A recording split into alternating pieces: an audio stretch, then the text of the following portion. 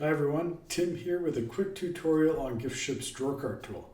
So the first thing we'll do is we'll make sure that the drawer cart is set up to trigger appropriately on your theme. So we'll click through to the drawer cart tool and we'll go to drawer cart settings up here. Here we have a couple options. We can rely on the theme to trigger the drawer cart, or we can override the theme and do a bit of manual work on your theme to make sure that Giftship's drawer cart always displays. That's really only necessary in certain circumstances with certain themes. If you are running into any trouble with just relying on the theme itself, please reach out to us at support@gist-apps.com. and we're happy to help get everything sorted out there. So we'll do the theme, and then the Giftship drawer cart is going to trigger under all of these circumstances. Second thing we'll do is we'll make sure that the Giftship app block is enabled on your online store sales channel there. So we'll go to customize within your theme. We'll go into the app section. We'll make sure that the Giftship scripts is enabled and that the Giftship drawer cart is enabled. So all looks good there.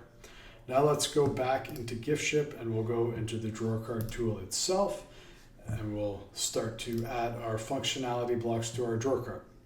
So we can see our preview over here. This is going to update as we add things to it. We have three sections in which functionality blocks can be added: the header, the body, and the footer. Let's go ahead and add in some functionality blocks. So in the header, let's go ahead and add in a free shipping threshold bar. Click that individual block there, and now we can set up the specifics of this tool. So we'll say free shipping threshold bar is triggered if the value of the cart is over $100. Next, let's add in an upsell block to the body section. So we'll click through that again, and then here we have all of our upsell options. So let's go ahead and select the products that we want to offer as an upsell. We'll add in a few products there, and then the formatting, we can choose how we want those to look. So a modern list, a carousel, again the preview is updating here, compact carousel, overlay, and a slide upsell. So let's just go ahead and make it a compact carousel. And then in the footer, let's go ahead and add in a couple of functionality blocks. We'll add in a date picker. Again, all of the formatting such as lead times, disabled dates is all available to be set up there. And then we'll add in a gift message block. Now with the gift message block, let's explore a little bit of the drawer cart's conditional logic.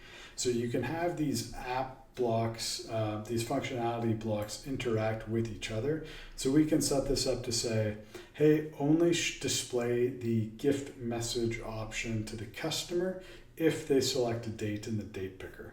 So we'll click through to the gift message block, and then under display rules, we can add in our conditional logic.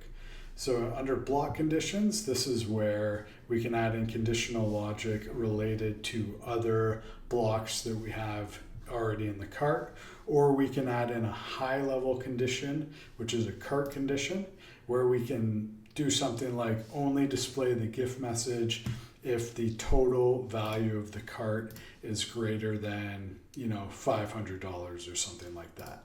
Lots of optionality in terms of the conditional logic at that level. For now, we'll just set up a simple block condition. We'll say only display the gift message if the date picker is selected.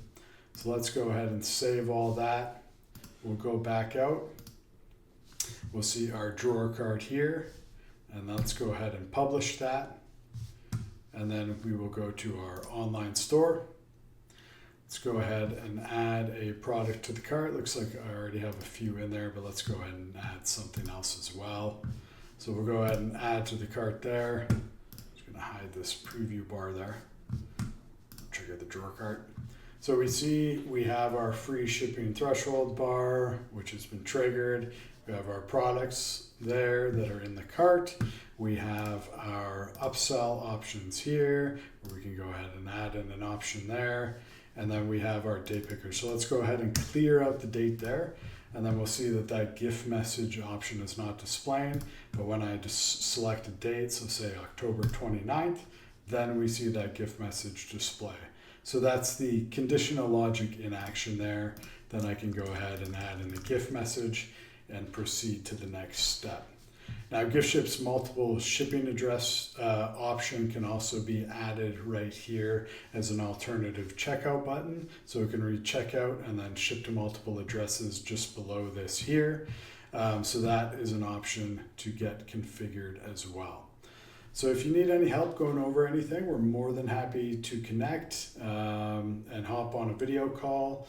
We're available anytime at support@gist-apps.com.